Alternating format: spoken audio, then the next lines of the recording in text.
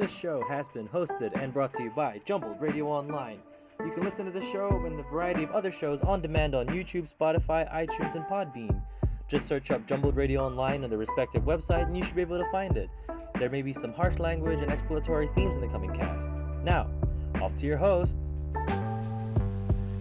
Welcome to another episode of Overanalyzing Things. I am your host, Julian Orahana, and today we're going to be exploring the concept of the balance between goofy and serious and why a palate cleanser is needed in most of your media through the video game of Yakuza 0. Holy damn, I love this game. This is a really good game. But if you are a new listener, this series, Overanalyzing a Thing, is where I overanalyze any form of media that interests me, right? Whether it be games, basketball, wrestling, books, YouTube videos, whatever. I normally get this. I in the past have been inspired by some things and have sat down and written down a Word document that's just sitting in my computer. I also like to explore things and explore these things, but I don't really have the friends to do it so far. Like, they're into different things, I'm into a lot of the games, and this is just a place for me to express and explore how I feel about a game, how I feel about a movie. That it's a nice place to do so. Weird intro, never really said that before, but today, yes, the balance between the goofy and the serious, the palate cleansing nature that most games should take on, especially if they're an open world game, or most shows should take on, especially if they're very heavy shows, is an important idea for me in terms of trying to keep audience retention, or at least keeping my audience meaning me, keep my attention to the said content. We're going to explore Yakuza 0 because I think that's the best example that I've experienced in my life so far. There will be not a lot of spoilers. There's an explanation of the story, so people who don't play the game or know nothing about the game can still figure out why I think it's like good, or why Yakuza 0 in that series performs that so well. So if you're interested in playing the game, I feel like listen to this podcast. I explain to you what I feel about the game and how it plays for the most part. If you have no interest in the game but just want to listen, I welcome you to just put this podcast on and clear your mind. Let me just talk to you to sleep or whatever. So the format of the show, I read a paragraph from the document that I read a paragraph from the document that I've written in the past. I tell you how I feel, if I still believe in the analysis, if I still believe in the analysis, or if I have a new piece of analysis for it. So to open up, I'm going to give you the story of Yakuza 0, and its main characters. To give you backstory right now, the two places that the game is set for Yakuza 0 is the fictional Japanese town or city of Sotenbori and the fictional Japanese city of Kamurocho. Both inspired by certain places in Japan. Both I do not have at the top of my head. I should, I just do not. Okay, so we're going to go straight into it. I enjoyed Yakuza 0 more than I enjoyed Yakuza Kiwami, which is the newer game. Newer meaning the first game actually released, but a remake. Yakuza 0 was given to or made for people to get into the series now that remasters are coming out, and now that Yakuza 8 is about to be released. It's a great way to learn about the characters and be attached to the characters and learn this fucking wild story of the Yakuzas, right? To keep the explanation as simple as possible, I'm gonna try simplify the families involved to make you understand. And what I had to learn through the hard way, the Yakuza is run, or at least the way that the game portrays it, is that they are run by certain families, right? I am the Orahana, I'm an Orahana, so if I have the right to run a family, people will be working under the Orahana clan, or the Orahana family, right? And me so my family would probably be working for an entire clan, or an entire alliance, right? And in the game, you have two alliances that are most spoken about or well known. That is the Tojo clan and the Omi alliance, right? And in these two alliances, a certain family or a certain leader of a family can become the leader of the clan and, run business as they see fit. Everyone else is striving to either be a leader of their own certain family or the leader of the entire clan. So that's all you need to know. There's a major clan with a bunch of families underneath it, run by one family at a time with different leaders once the leaders passed away, etc., etc. I don't like saying etc., etc. Sorry about that. I hope that made sense. And let's get into the story. Your main character, Kiryu Kazama, an aspiring Yakuza that was framed for killing a man in a small empty lot. Being a Yakuza, it is important to know that there is a code of conduct that they pride themselves on, and one of the main codes of rules is that you're really not supposed to kill any civilians. Killing is kind of reserved for a massive statement if you hate a certain person or if you were paid to kill them. Assassins and whatnot are definitely a thing in the Yakuza. But not only does this like shun Kiryu from the family and shun Kiryu from being a Yakuza, but it also messes up the entire foundation of the Yakuza as a whole, or at least the Tojo clan as a whole, right? This small empty lot that he was framed for killing a man in now becomes a police scene. It becomes a crime scene that is taken by the police and taken away from the general public. General public meaning the Yakuza, right? Crazy. Weird small lot. Why is it so important? Who knows? The real reason for the lot being so important is that it's the last piece of lot that needs to be bought in order to build a tower in Kamurocho that would make the Yakuza bountifuls a lot of goddamn money, right? So Kiryu being framed and having the police involved locks out the empty lot, and it messes up everything for the plan to buy and develop and get more money for the Tojo clan, right? Simple enough. Everyone is pissed off at Kiryu because they were all wanting to make a play on the lot, and if you have the lot, you have the power of the city, and I guess you can use that to your advantage if you were a family head to become the leader of the Tojo clan, right? This is also a major problem for Kiryu because the man who raised Kiryu, or the man who put him under his wing, his name is Kazuma, right?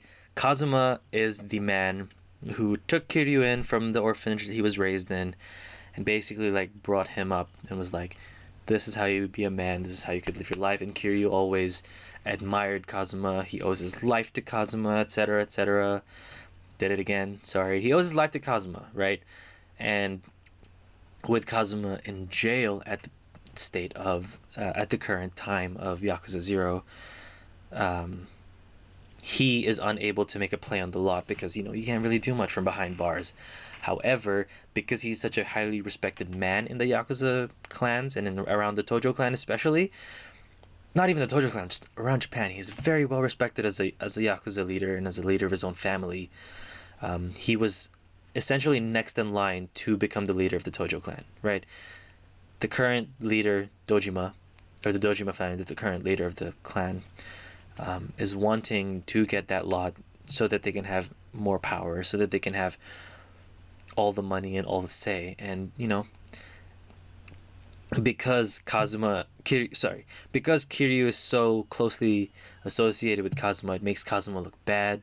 Kazuma being in jail means that he's officially like kicked out of the race because his boys fucked up the entire Tojo clan's plan on getting this small lot. And now Kiryu has this task of redeeming himself, fighting for his boss's right, or his Kazuma's essentially the father figure, fighting for Kazuma's right to rule the clan and to become the leader. Kazuma's a very good guy. That's all I can say about him. He's very good in terms of his morals and whatnot. Like in Kiwami, one of the side missions is you see him funding a doctor who treats everyone. Like, it doesn't matter who you are, the doctor will treat anyone and everyone without payment because freaking Kazuma pays for everything. It's like the concept of ACC in New Zealand, but for one hospital in Kamurocho. That's Kiryu, right? That's his whole deal. He wanted to be a Yakuza. He wanted to be just like Kazuma and help people out. He's got strong ideals, stern face. He's a hot man, super powerful, beats the shit out of everyone because he can, doesn't kill anyone. I mean, apart from the supposed frame of the kill that he did. But it's clear that he didn't. He didn't kill the man. Okay, he didn't kill the man. It was framed. It's all a play for the lot, right? Everyone wants that lot. That's an important lot. And that's Kiryu's story, right? It's over dramatic. It's over the top. You can sense how the Japanese could make a really nice action beginning from this. On the other hand, however, you have Goro Majima. This is the second player that you play through in the entire game. You switch between their stories, and each of them are tied to their cities. So Kiryu's in Kamurocho. Goro Majima, just Majima from now on, is going to be in Sotenbori. Majima, currently known as the Lord of the Night. He's the manager of the Cabaret Grand, the most popular cabaret in the city of Sotenbori, right? Big popular business. He's the best manager. He basically brought the shithole from a really bad, poor earning business into one of the best and most highly sought after fun time places. Yeah, no, it's not that dirty a place, really. It's really amazing in terms of the way it's presented in the game. It's a giant cabaret. Freaking dope. Crazy how he's the Lord of the Night, right? In his world, the customer is king. He's very skilled in fighting. And his main shtick at the beginning of the game, and when you notice him, is that he will fight nobody inside the cabaret, right? Inside his business, he'll fight no one at all. He will do whatever it takes to either prove his point and calm down a customer, or embarrass the customer so that everyone else knows, oh my god, what a cool manager, oh my god, let's not mess with the manager. And he kind of works his way through engaging in fights where he doesn't swing a fist in order to get these people, or okay. The example in the beginning of the game is that there's an angry doctor there, demanding so many random things, essentially being a bitch, right? So Majima comes up and he's like, yo, what's up? Sorry that we're disturbing you. I'm sorry about the night. Doctor guy gets mad, tries to embarrass Majima, but he always keeps his cool. And he's like, yo, I'm sorry you feel that way. What can we do? Blah, blah, blah, blah. And, carries on like a good host. The tutorial for the step is that you have to fight Majima and you have to just dodge all of the attacks. That's his main thing. Guy gets embarrassed and Majima's like, well, or we love everyone here, we love all our customers, so why don't you just buy everyone around and we should be good. Given that this place can host about 200 people at a time, I think. I don't know numbers and spaces. It looked like a lot of people in there. And boom, he saves face for the customer and doesn't shame the customer, as well as uplifting the name of the Cabaret Grand. Now this nice boy, is in this job not because he loves it, but it's because he needs to make up he needs to make up a crazy amount of money, because he was, like Kiryu, kicked out of the Yakuza, right? Majima did something wrong. Majima, what did I write down here? Yeah, this isn't the life that he wanted, right? He was shunned and is a former member. He's tasked by his boss, Sagawa, to make 100 million yen in revenue, which is then raised up to 500 million yen to be considered to be welcomed back into the Yakuza, right? So he uses this business and he makes so much money out of it just so he can be put back into the Yakuza, or even be considered to be put back in the Yakuza. And in the game, in real life, 100 million yen is a crazy amount of money. And they didn't make much money then. So the option for Majima, who's pissed off at Sagawa at this point, right? I would be pissed off at my guy who says, I can get you in if you do me A, and then you do A and find out that there's there's a B involved as well. Goro Majima at this point, desperate to get into the Yakuza, is given a proposition by Sagawa to kill a girl named Makoto Makimura, right? And here's the crazy part, and here's why I was so involved. This lady is blind. It's just a blind, innocent girl. Just a straight up blind, innocent girl who's in Japan and confused and lost. And it's yo, Majima's never killed a man before. Majima just wants to be in the Yakuza because he likes to... Yakuzas don't kill. That's not their shtick. So it's impossible for him to, figure out if he wants to kill this person or not. It's crazy to think that I'm going to kill someone just to get into the Yakuza and ruin someone else's life just to get into the Yakuza. You know, that's, in my head, it was wild. So I was instantly hooked. It was the whole idea of, wow, am I really just going to kill someone to be a Yakuza type story? And, you know, it sounds lame, but oh my god, it was written so well. Like, it was so good and was brought up so nicely. And, yeah, those two stories, essentially the same. They were both kicked out and they want to get back in, and it's just both their journeys, like, different in so many ways to achieve the same goal of going back into the Yakuza, right? And it's a complicated, over-the-top, and overly dramatic story. The fighting is insane. There's a lot of, like, really nice graphics. I want to say graphics, but sorry, nice animations when it comes to the fights, right? It feels meaty. When you punch someone, you can kind of feel it in the game, and your movement feels right. Like, it doesn't feel slippery or slidey. It's a great fighting system to feel, right? And yeah, it's not just a story-based game. There's an entire world to explore when it comes to the two cities.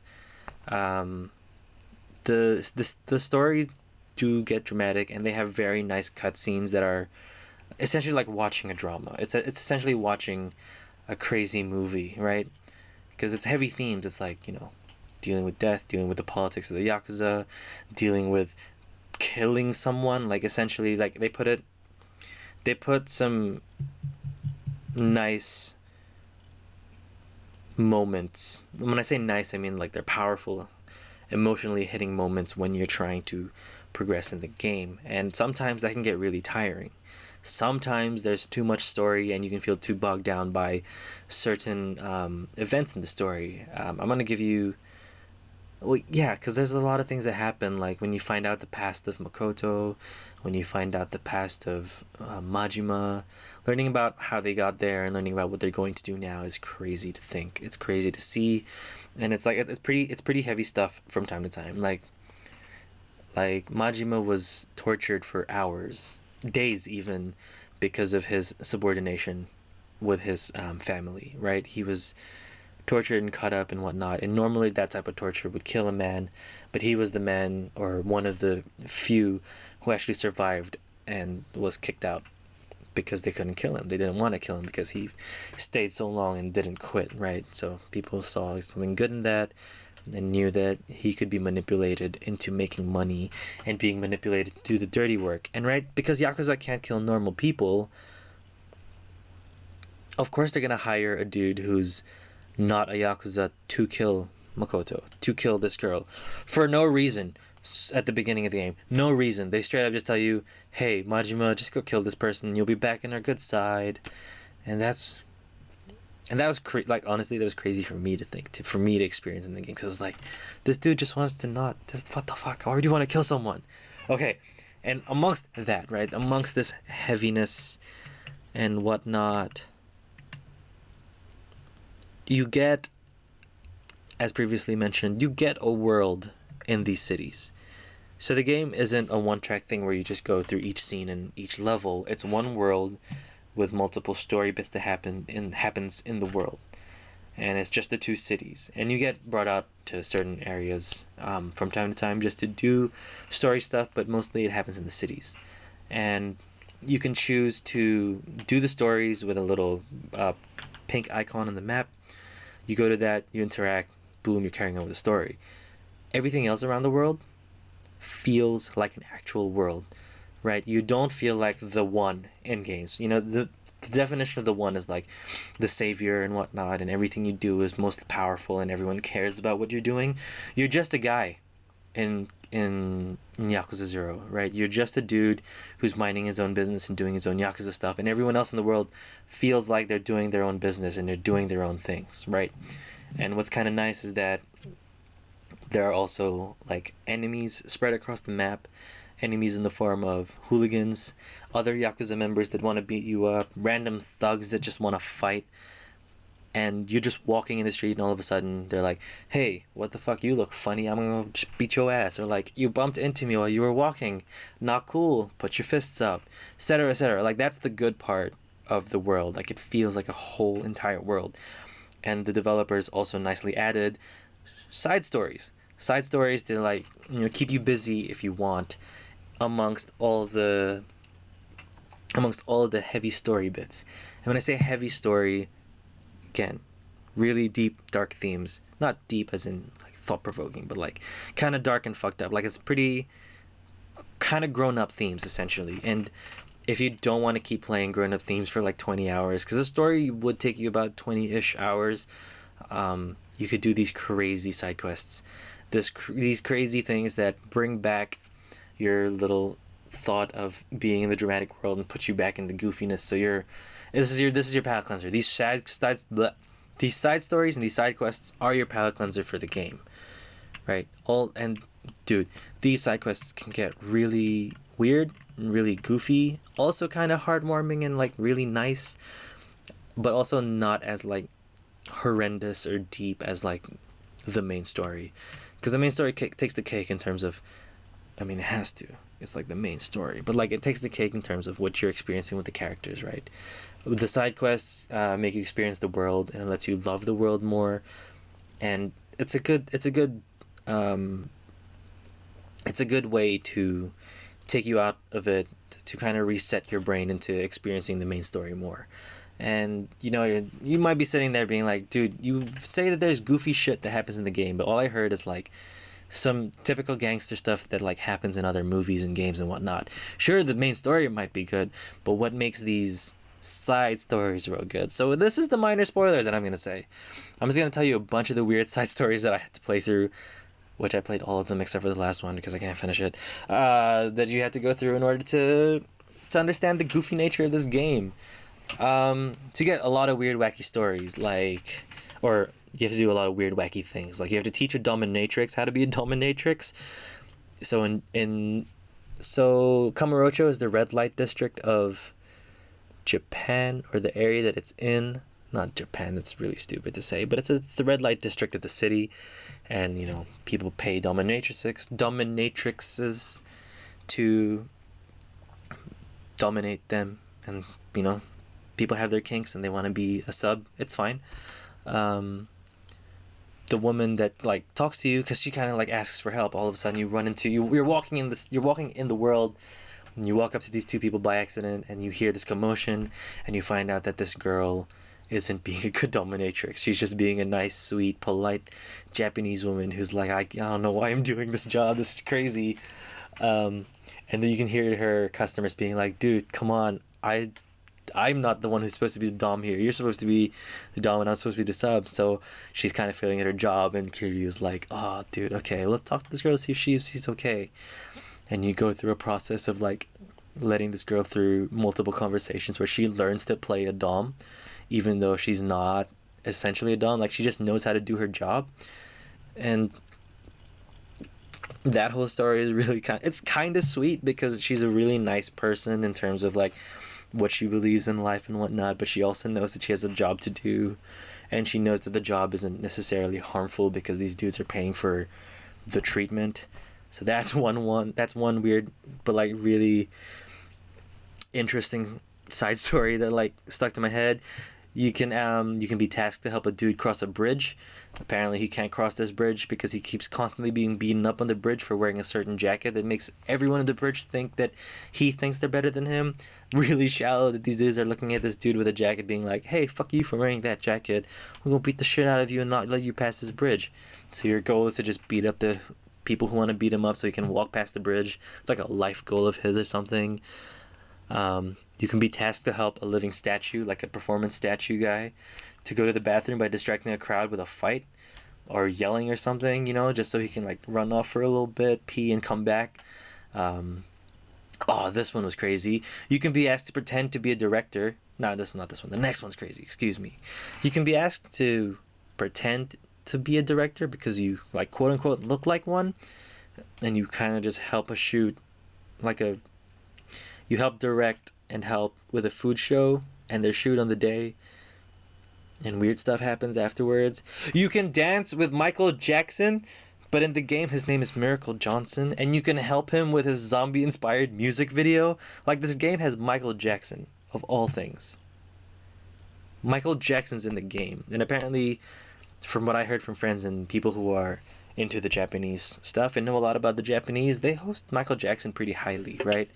And in the game, there's a mini game where you can play a dancing game, and you can dance with Michael or Miracle. I want to call him Miracle. You dance with Miracle as a thanks for helping him with the music video, and you can never beat him. Like, and then in the game, you can dance with other people and do the side stories about the dancers in the city, and you can learn that, oh, cool, Kiryu can be the best dancer in the city, but he cannot beat Miracle. Jesus. His name is Miracle, right? Miracle Johnson is unbeatable in dance, which means like the Japanese must host him really highly. Like, he's the king of pop for a reason, right? So it makes sense. You also get like a bunch of mini games spread across the city. You can play in the Sega. You can play arcade games, Sega games, specifically in the Sega arcade. You can sing karaoke, and like the video starts with you singing karaoke at the bar, and then it turns out to be just one giganto music video where you see freaking Kiryu and like Majima all dressed up in weird stuff. It's really funny. It's really good. You can host a cabaret club. You can run a real estate company. You can send letters to a radio show host so that you can like potentially meet the radio show host and get money out of it. Like, there's so many goofs spread out of the world that it kind of takes you away from the main story to like have fun and do different, like do a variety of things if you'd like. And that's another big thing that I haven't really considered in this podcast, is that these things aren't forced upon you. Like, sure, you'll get the cutscene to tell you that it's there, but you have the choice of partaking in the quest or partaking in the side mission. You have the choice. I hate the cadence on that one. You have the choice of partaking in the side mission or declining it, right? And declining it doesn't mean that it's away forever. Declining it just means you're not going to do it now, and it will be marked on the map with an exclamation mark. Like, it's a nice system for you to come back on, especially if you're like very into the plot of the main story at the moment, and you just want to keep playing that. You can come back to the side quests if you'd like. But it's good. It's good. It's really good at like just letting you have the choice to palette cleanse, letting you have the choice to stay in the world and not change the game, like to continue engaging with the world without having to like stay on the main story. And it puts less pressure on the main story to be everything, you know, like they're able to write the serious and like really nice, well-meaning story as well as putting a bunch of weird goofy stuff for the people to have fun with. Here's a good paragraph. These bits and goofs are there for you to take a second and just have fun with the weirdness of the world and the universe. We have guys jumping out of windows, carrying motorcycles as weapons. We have a man who is tasked to kill a blind innocent woman. We have a murderer being framed, as well as having an argument with an old woman who steals your spot in front of the line and yelling at you, claiming that you harassed her when she was the one who cut in line. You can see intense scenes of rage and fury, politics inside the Yakuza, and being a pretend husband for a girl who wants to prove to her father that she can live at her own. That's another side story, that you just had to pretend to know this girl and like go on a date with her. You get torture, a sense of being trapped and watched by all the Yakuza. You get the injustice of the world of the Yakuza. And then you help a little girl win some stuffed animals from the claw machine. Right? This balance of goofy and serious helps me to cleanse my palate and not feel overindulgent in the story. Once the goofy nature is too much, I can just jump back into the story and I can feel the emotion and the pain of the characters that the characters feel. If something's too heavy and I kind of want to loosen up a bit, I'll run around the city looking for these side missions. Kept the game fresh and exciting throughout my 150 hours of play. Yes, I played 150 hours of this in the holidays. Amongst other things that I did in the holidays, this grabbed my attention heavily, and I can honestly recommend this game to anybody who loves a story-focused game. There's a lot of story, and the fighting mechanic is meaty and beautiful. It just feels really good. Yeah, I really wanted to talk about Kiwami, but my script just ended up being a Yakuza 0 script, and it's just, not gonna lie, one of my favorite games of all time. Probably top 3 favorite games of all time. And this wasn't really, I would say there was no spoilers. I feel like if you are interested in the game and you are a friend of mine, and we are in contact, and you have my number or something, I can definitely lend you the game and let you experience this game. But if you are some random viewer out there who listens to this podcast, thank you so much for listening and sticking this long. It's about half an hour of me ranting and raving about a game that I really, really, really like. Not a lot of analysis, not gonna lie. I made this episode an OATS episode because I still don't have a gaming show, which I'm planning and intending to do. But I hope this show, if anything, kept you company for however long you needed.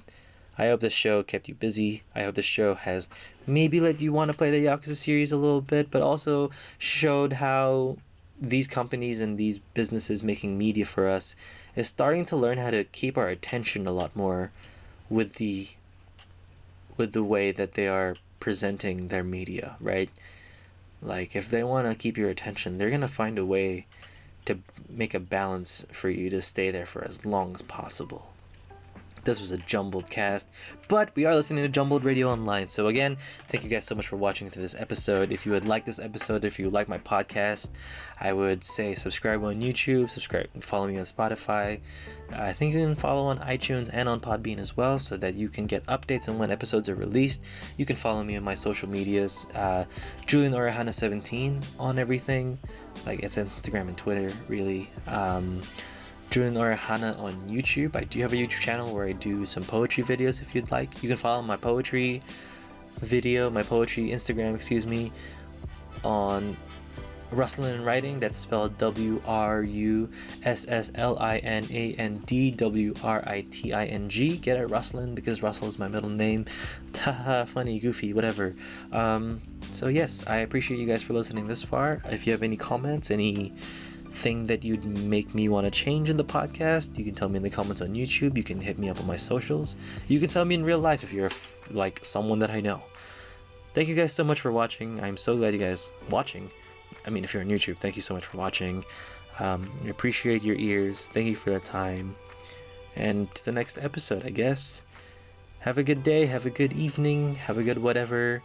I'll see you guys next time, or you'll hear me next time, because this is a podcast. Thank you so much. Goodbye.